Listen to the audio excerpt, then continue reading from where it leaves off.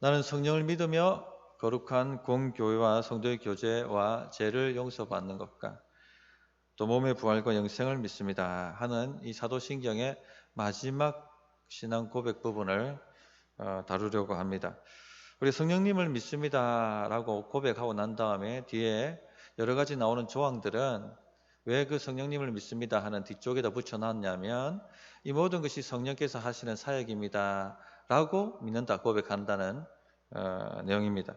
그래서 성령께서 거룩한 공교회가 세워지도록 역사하시고 또 성령께서 제 용서의 확신을 주시고 성령께서 성도가 서로 교통하게 만드시며 성령께서 또 부활과 영생을 주신다 하는 것을 믿는다는 얘기입니다.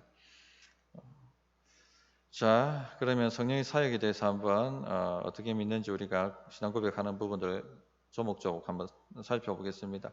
첫째, 우리는 거룩한 공교회를 믿습니다. 성령께서 거룩한 공교회를 세우신다 하는 것을 믿습니다. 우리가 잘 알고 있듯이 교회는 누가 세우셨습니까? 오늘 말씀에 근거해서 보면 예수님이 세우셨죠. 내가 이 반석 위에 내 교회를 세우리니 주님이 세우셨습니다. 그런데 주님께서 어떻게 교회를 세워가십니까? 지금 주님은 하나님 우편에 앉아 계신데 어떻게 이 땅에서 교회를 세워가십니까? 또 다른 보혜사 성령님을 보내셔서 성령께서 그리스도의 말씀을 깨닫게 만드셔서 믿음을 주시고 교회로 부르셔서 제자로 만들어 가시는 것, 그렇게 지금 일을 하고 계십니다. 그래서 교회의 사역은 다른 말로 하면 성령의 사역이다 이렇게 우리가 표현을 합니다. 그래서 이 교회를 세우시는 분들은 누구십니까? 삼위일체 하나님이 세우고 계시죠. 삼위일체께서 직접 역사해 주셔서 교회를 세워가십니다. 그런데 여기서 실제적으로 역사하시는 분은 성령님께서 이렇게 역사하신다 하는 것입니다. 이처럼 교회는 하나님이 세우신 기관이기 때문에 하나님의 뜻대로 운행돼야 됩니다. 인간이 세운 조직이 아니기 때문에 인간의 다수결의 뜻을 따라서 운행되면 안 되고 나는 이렇게 교회가 갔으면 좋겠습니다. 또 다른 사람 나는 저렇게 교회가 갔으면 좋겠습니다. 이거 다 소용없는 겁니다. 각자의 의견대로 교회는 갈 수 없습니다. 어떻게 교회는 갑니까? 오직 주의 말씀대로, 주님 말씀이 가르치는 대로, 주님 말씀이 지시하는 대로 그렇게 교회는 운행되어야 됩니다. 그래서 늘 성령께서 우리 교회를 다스려 주시고 운행해 주시도록 말씀을 가지고 그렇게 해 주시도록 우리는 기도하고 구하고 바라야 합니다. 자, 그런데 여기 내 교회를 세우신다 했는데 이 내 교회가 공교회를 의미합니다. 공교회. 공교회란 말을 아마 우리 자주 신앙 고백하는데 제대로 무슨 뜻인지 모르시는 분들이 아마 있을 겁니다. 공교회란 말은 보편교회란 뜻입니다. 보편교회, 보편적 교회, 카톨릭 처치라 얘기합니다. 로마 카톨릭이 이 용어를 썼는데 실제로는 로마 카톨릭 이걸 갖다가 자기가 전매 특허처럼 쓰고 있는데 원래는 카톨릭이란 뜻이 보편적 이런 뜻입니다. 보편적 교회를 믿는 카톨릭 처치 우리는 보편교회를 믿는다 이렇게 신앙 고백을 합니다. 그럼 보편교회가 뭐냐? 공교회가 뭐냐? 하나님께서 택하신 참 신자들이 모든 시대와 모든 장소에 하나님께서 참 신자들을 부르신 사람들이 하나의 교회를 이룬다 하는 것이 바로 공교회입니다. 즉 예를 들자면은 아브라함도 신자 맞습니까? 참 믿음의 사람이죠. 믿음을 의롭다함을 받았습니다. 구약교회의 신자입니다. 다윗 신자 맞습니까? 신자 맞죠. 히스기야 신자 맞을까요? 아마 신자 맞습니다. 그죠? 쭉쭉 넘어옵니다. 이런 분들은 어디에 들어가 있습니까 지금? 교회입니다. 공교회에 포함되어 있는 것이죠. 또 바울 그리고 뒤로 넘어가서 저와 같은 우리와 같은 이런 신자들 다 어디에 지금 소속되어 있습니까? 참교회, 하나의 교회, 공교회 여기에 다 소속이 되어 있는 것입니다. 그래서 공교회는 시대와 장소, 과거, 현재, 미래 모든 시대와 장소에 하나님께서 부르신 참 신자들, 진짜 신자들 그들이 이룬 교회를 공교회라고 합니다. 지금 제가 설명하는 게 이해가 되시는 거죠? 그래서 그 공교회가 있다, 존재한다 하는 것을 우리가 믿는다. 이렇게 고백을 하는 것이죠. 그래서 나중에 주님이 부활하시고 완전히 이제 구원이 완성될 때쯤 되면 우리는 모든 이 교회의 구성원들, 성도들을 다 만나게 되는 것입니다. 아브라함부터 시작해가지고 아벨도 만나게 되는 것이고 바울도 만나고 베드로도 만나고 다 그분들을 뵙게 될 것입니다. 그래서 한 교회에서 신앙생활 같이 하게 되는 것이죠. 자, 그러면서 이 공교회와 또 다른 게 교회를 또 표현하는 것이 뭐냐면은 지역교회라 이런 말을 또 씁니다. 뭐 개체교회 이런 말도 하는데 이 말은 무슨 말이냐면 어떤 시대와 어떤 특정한 장소에 존재하는 지역교회를 말하는 것입니다. 그러니까 우리는 지금 21세기에 대한민국의 경산에 존재하는 그것도 옥곡동에 있는 경산 중부교회죠. 이것이 바로 개체교회입니다. 그럼 이 모든 앞에 뭐 그 초대교회에 있었던 예루살렘 교회, 안디옥 교회, 에베소 교회, 이 모든 교회도 다 개체교회거든요. 이 모든 개체교회 가운데 진실한 성도는 다 공교회에 들어가 있는 겁니다. 그렇게 보시면 되겠습니다. 그래서 우리가 공교회를 믿는다라고 말할 때 이 모든 개체교회들이 주님 안에서 하나다, 하나입니다 하는 것을 믿습니다라고 신앙 고백하는 것이죠. 우리는 이런 고백을 하고 있기 때문에 공교회성을 의식하고 사셔야 됩니다. 공교회성을 생각하고 살아야 됩니다. 공교회적으로 교회는 한 몸이기 때문에 한국 교회 문제는 우리 교회 문제가 되는 겁니다. 분리가 되지 않습니다. 하나이기 때문에. 또 우리 교회 문제는 한국 교회 문제가 되는 것입니다.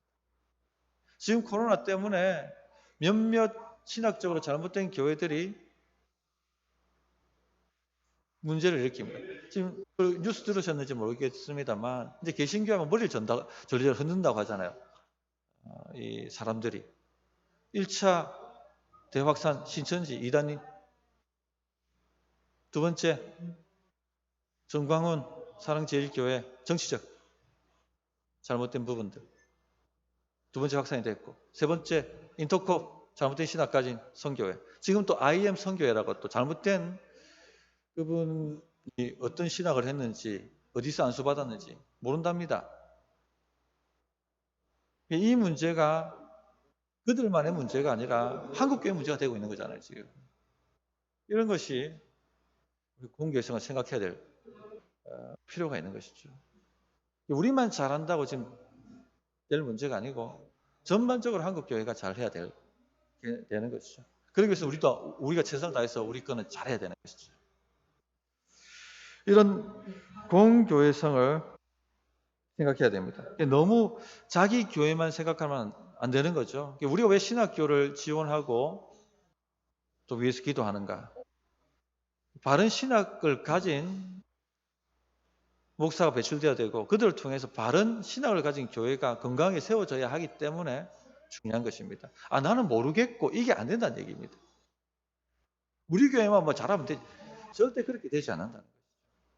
왜 우리가 개척교회를 지원하고 세계에 나가 있는 선교사들을 지원합니까? 우리만 이게 안 된다는 얘기입니다. 그 각자의 교회들이 제 몫을 담당하고 거룩하고 또 건전한 교회로 자라가 줘야지 전반적으로 전체적으로 사회가 바뀌고 변화되어진다는 겁니다. 이런 공교회성이 다 있는 것이죠. 또 우리 교회 교육자들 왜 우리가 잘 지원하고 또 잘 훈련받게 만들며 잘 훈련시키고 섬겨가야 되겠습니까? 이분들은 나중에 다음 세대를 이끌어갈, 제가 칼럼에도 적었습니다만 다음 세대를 이끌어갈 한국교회 미래들입니다.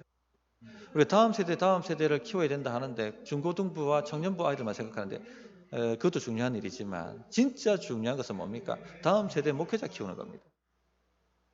이런 일을 위해서 교육 전도사들한테는 학비도 주고 지원하고 그렇게 하는 것이죠. 이런 부분에 우리가 좀 깨어 있어야 되는 겁니다. 부교육자들은 사용해 먹고 그냥 이렇게 탁 뭐 한마디 우리 목회자들 세계 표현입니다. 단물 다 빨아먹고 버린다. 그렇게 가면 안 되는 것이죠. 왜? 미래이기 때문에. 그런 식으로 바라봐 주셔야 되고 그런 식으로 생각을 해주시고 기도해 주시고 존중해 주시고 섬겨가야 되는 것입니다. 또 교회 안에 부서 문제도 마찬가지입니다. 어떤 교회 보면은 막 부서끼리 경쟁하고 다툽니다. 그런데 공교회성을 보면 한 교회 안에서도 이게 다툴 문제가 아닌 것이죠. 그죠? 초등부가 잘 되면 중고등부가 잘 되고 중고등부가 잘 되면 곧 안 있으면 청년부가 부흥합니다. 청년부가 부흥하면 곧 안 있으면 장년부가 부흥합니다. 모든 것이 다 연결되어 있는 겁니다.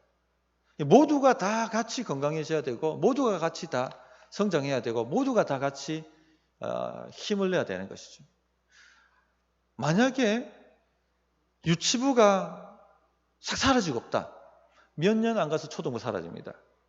몇 년 안 가서 중고등부 사라집니다. 그냥 흔들려 버리는 것이죠. 이런 부분들 우리가 생각하면서 서로 협력하고 서로를 위해서 기도하고 그렇게 발전시켜 가야 하는 것입니다. 자, 우리처럼 공교회성을 믿는다, 공교회를 믿는다 하고 신앙 고백합니다. 두 번째, 성도의 교제를 믿는다 이렇게 고백을 하고 있죠. 요한일서 1장 3절 말씀 보면 우리가 보고 들은 바를 너희에게 전함은 너희로 우리와 사귐이 있게 하려 함이니 우리의 사귐은 아버지와 그의 아들 예수 그리스도와 더불어 누림이라 이런 말씀이 있습니다. 자, 여기서 사귐이 여러 나오는데 성도의 교제는 두 가지 방향입니다. 첫째는 하나님과 교제죠. 우리의 사귐은 아버지와 그의 아들 예수 그리스도와 더불어 누림이라. 우리가 하나님을 예배합니다. 하나님과 교제하는 것입니다. 우리가 말씀을 배웁니다. 그러니까 교제하는 것입니다. 기도합니다. 찬양합니다. 다 하나님과 교제하는 것입니다. 성령께서 이 교제 가운데 역사하셔서 하나님을 알도록 하나님을 경험하도록 만드신다는 것입니다. 우리는 그걸 믿는다는 것이죠. 그 신앙 고백을 하는 것이죠. 그 다음 중요한 것이 신자끼리의 교제죠. 성도 간의 교제. 너희로 우리와 사귐이 있게 하려 함이니 성도 간의 교제를 말씀하는 것입니다. 우리 각자에게는 우리 성도님들에게는 서로를 섬길 수 있는 능력을 다 주셨어요. 그게 뭐냐면 성령의 은사라고 표현합니다. 그래서 우리가 성도의 교제를 하면 알게 모르게 성령의 은사가 발동을 합니다. 그래서 성령이 교통하시는 겁니다. 서로를 세우게 만드시는 것이죠. 서로 삶을 나누고 기도 제목을 나누고 함께 기도해주고 그냥 서로 안부를 묻고 이렇게 하는 것 안에서도 성령의 교통과 역사가 있다는 것이죠. 우리가 그걸 믿는다라고 신앙 고백하는 것입니다.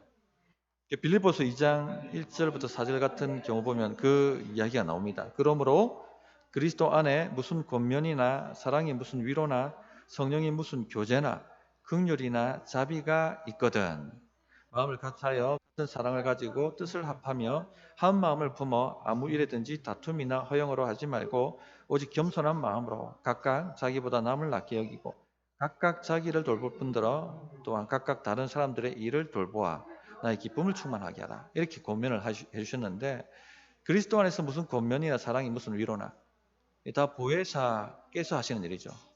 위로와 권면은 다 보혜사께서 하시는 일들입니다. 성령의 무슨 교제나 이게 딱 중간에 있습니다. 그리고는 긍휼과 자비, 성령의 열매죠.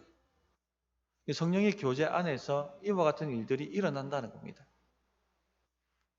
성도가 교제할 때 성령의 역사가 있다 하는 것을 믿으시기 부탁드립니다. 얼마나 중요합니까? 성도 간의 교제가. 우리가 서로 만날 때도 이걸 의식하고 만나셔야 되는 겁니다. 기도하면서 하나님 이 모임 가운데 교통하여 주시옵소서. 우리가 말할 때 권면이나 위로할 때 하나님의 역사가 일어나게 하여 주시옵소서. 이렇게 구하시는 것입니다. 우리가 그걸 믿는다 하는 것이죠. 셋째, 또 죄사함을 믿습니다. 성령께서 복음의 말씀을 사용하셔서 우리 안에 죄 사함의 확신을 심어주십니다. 굉장히 중요한 얘기입니다. 고린도전서 6장 11절 말씀 보면 너희 중에 이와 같은 자들이 있더니 주 예수 그리스도의 이름과 우리 하나님의 성령 안에서 씻음과 거룩함과 의롭다 하심을 받았느니라. 성령 안에서 씻음과 거룩함과 의롭다 하심을 받았다. 구원의 확신, 죄 사함의 확신을 성령께서 주신다 하는 의미입니다. 우리는 알게 모르게 스스로를 정죄합니다. 조그만 어려운 일이 생겨도 우리 마음에 덜컹하고 가슴이 내려앉습니다. 혹시 하나님이 나를 치시는 것 아닌가? 그런 생각이 들죠. 죄에 대한, 제 삶에 대한 확신이 없기 때문에 이런 마음이 드는 겁니다. 또 좀 평온하고 일이 잘 풀리고 좋을 때도 갑자기 두려움이 생깁니다. 이러다가 혹시 갑자기 고난이 찾아오면 어떡하지? 어려움이 찾아오면 어떡하지? 그런 생각을 가집니다. 이것도 죄사함에 대한 확신이 없기 때문에 이런 마음이 드는 것이죠. 정죄감이 드는 것이죠. 그래서 죄사함의 확신이 굉장히 중요합니다. 우리 죄가 동이 서에서 먼 것처럼, 동과 서는 절대 붙을 수 없죠. 동이 서에서 먼 것처럼 우리 죄가 옮겨졌습니다. 우리 죄가 진홍 같을지라도 눈보다 희게 씻겨졌습니다. 우리 하나님은 우리 죄를 기억조차 하지 않는다. 그렇게 말씀하셨습니다. 이것을 확신하셔야 돼요. 성령께서는 복음의 말씀을 가지고 이 확신을 우리에게 주기를 원하십니다. 만약에 우리 안에 이 죄사함의 확신이 없으면요, 사람이 굉장히 불안정합니다. 교회 봉사도 열심히 하고 뭔가 열심을 내는데 사람이 불안정합니다. 그러니까 그들이 내는 열심은 하나님을 감동시키려고 열심을 내는 거예요. 하나님을 감동시켜서 나에게 복을 주시고 내가 구하고 찾고 바라는 것을 응답해 주시기를 바라는 마음으로 그렇게 열심히 합니다. 자, 그런데 그렇게 안 된다는 게 문제죠. 그렇게 안 되면 팍 하고 꼬꾸라집니다. 낭망이 찾아오고 우울해지고 잠수 타고 답답하고 굉장히 사람이 불안정해집니다. 날카로워지고 막. 그러니까 어떻게 사람들이 신뢰를 하겠습니까? 이 사람들이 뭔가 맡기려고 해도 맡길 수가 없는 거죠. 기복을 타니까. 왜 이런 일이 일어나냐? 죄사함에 확신이 없는 겁니다. 하나님께서 나를 받아주셨고 나를 씻어주셨고 나를 거룩하게 만드셨고 나를 사랑하신다. 이런 확신이 그 마음에 없는 것이죠. 그런데 죄사함에 확신이 있으면요, 사람이 평온합니다. 굉장히 안정적입니다. 무슨 문제가 생겨도 잘 흔들리지 않습니다. 믿음이. 견고하죠. 견고한 반석. 그런데 확신이 없으면 자꾸 오르락내리락 하니까 본인도 힘들고 또 주변 사람들도 힘들어집니다. 또 제 삶에 확신이 없으면요, 마귀의 공격을 대적하지 못합니다. 사탄의 공격에 무방비가 됩니다. 사탄은 우리가 복을 받지 못했다는 생각을 계속 집어넣습니다. 너는 저주받았고 너는 쓸모없고 너는 안 되는 인생이라는 생각을 계속 집어넣어요. 이 정죄감을 계속 집어넣는단 말입니다. 제3의 확신이 없으면 이걸 이겨낼 수가 없습니다. 저항할 수가 없습니다. 대응할 수가 없습니다. 조금만 안 좋은 일이 생겨도 그거 봐라. 하나님께서 너를 어떻게 생각하시는지 여기서 표가 난다. 네 기도를 들어주셨느냐? 네 기도 안 들어주시지 않느냐? 다른 사람은 사랑할지 모르지만 너는 사랑하지 않는다. 다른 사람은 필요할지 모르지만 너는 쓸모없는 존재고 버림받은 존재다. 왜? 죄가 많으니까. 하나님께서 나에게 복을 주시지 않는다. 이런 생각 계속해서 들어옵니다. 성도님들, 그래서 죄사함의 확신이 굉장히 중요한 것입니다. 누가 가져다 줍니까? 성령님께서 복음의 말씀을 통해서 우리 마음에 그것을 일으킨다는 것이죠. 그래서 하나님의 말씀을 계속 마음에 읽혀 주십시오. 자기 마음 확신이 흔들리지 않도록 성령이 마음껏 역사하실 수 있도록. 그것이 바로 우리의 힘이 됩니다.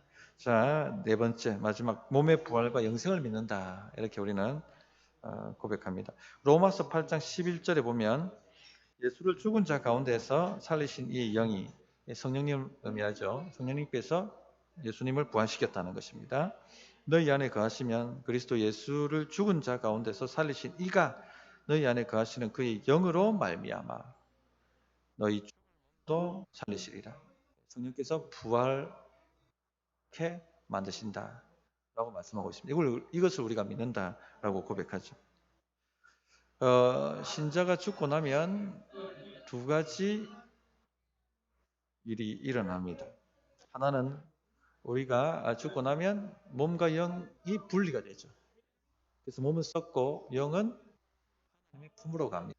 아브라함 품이라고 비유를 하셨죠. 복음서에 보면 나사로와 거지 비유에 보면 거지 나사로 비유 보면 그런 얘기가 나오죠. 그러나 부자는 어디로 갑니까?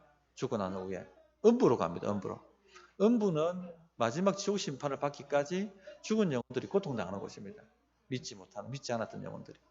그러나 믿는 영혼들은 낙원이라고 부르는 예수 품, 아브라함의 품에 가서 거합니다. 얼마나 좋았던지 바울은 내가 거기에 있고 싶다라고 도서 5장 8절 같은 거 보면 우리가 담대하여 원하는 바는 차라리 몸을 떠나 주와 함께 있는 그것이라. 그래서 신자는 죽음조차도 부정적이지 않습니다. 죽고 나면 우리는 어떻게 합니까? 주님과 함께 있습니다. 거기가 너무 좋아서 사도 바울은 차라리 이 몸을 떠나서 주와 함께 있고 싶다라고 표현했습니다. 왜냐하면 환상 가운데 거기를 갔다 왔거든요. 삼층천을 갔다가 바울로 왔기 때문에 아는 거죠, 이게. 얼마나 그것이 좋은지. 자, 근데 죽고 난 이후에 영과 육이 분리가 되는 일이 일어나고 뿐만 아니라 또 우리의 영과 부활의 육체가 결합되는 일이 일어납니다. 우리가 지금 그걸 믿는다 고백을 하죠. 썩을 육체가 썩지 않을 육체로 변화가 일어납니다. 마지막 때 주님이 재림하실 때 부활의 육체가 우리에게 임해서 우리 영과 결합해서 영원히 죽지 않는 삶을 살게 된다라고 말씀하셨습니다. 어떤 분들은 내 죽으면 절대 화장하지 마라 이렇게 말씀하시는 분이 있습니다. 주님 오실 때 내 육체 못 찾을까 봐. 썩을 육체가 아니라 부활의 육체를 받습니다. 화장해도 상관없는 겁니다. 이해되십니까? 그 육체가 아니라는 얘기입니다. 썩어버린 육체가 아닙니다. 묻어버린 육체가 아닙니다. 우리가 그것을 받는 것이 아니라 위로부터 부활의 육체, 썩지 않을 육체를 받는다는 겁니다. 그런 역사가 일어납니다. 이 부활과 영생에 대해서 많은 분들이 오해를 해요. 어떤 분들은 죽고 나면은 영원히 천국에 간다 생각합니다. 영원히 천국에 가서 그 영원히 영원토록 주님과 함께 산다고 하거든요. 절대 그렇지가 않아요. 우리는 육체로 삽니다. 육체로. 영으로 사는 것이 아니고 부활한 육체로 살게 된다는 것입니다. 그 일을 우리 안에 거하시는 성령께서 마지막 날에 일으켜 주실 것입니다. 자, 마지막 결론입니다. 이로써 우리는 사도신경 신앙고백이 무슨 의미를 가지고 고백하는지 하는 것을 지금까지 7주에 걸쳐서 다루었습니다. 성부께서는 창조하셨습니다. 성자께서는 죄인을 구원하셨습니다. 성령께서는 교회를 세우시고 성도가 서로 교통하게 교제하도록 만드셨습니다. 우리는 이것을 믿습니다 하고 신앙 고백하고 있습니다. 그래서 이 고백대로 사시면은 역사가 있습니다. 고백대로 안 살기 때문에 역사가 없는 것입니다. 이 고백대로 살면 복이 있고, 이 고백대로 살면 생명이 있고, 이 고백대로 살면 승리가 있습니다. 그래서 무슨 신앙 고백하고 사는지 분명히 알고 사시는 우리 성도님들 되셨으면 좋겠습니다. 찬양하고 기도하도록 하겠습니다.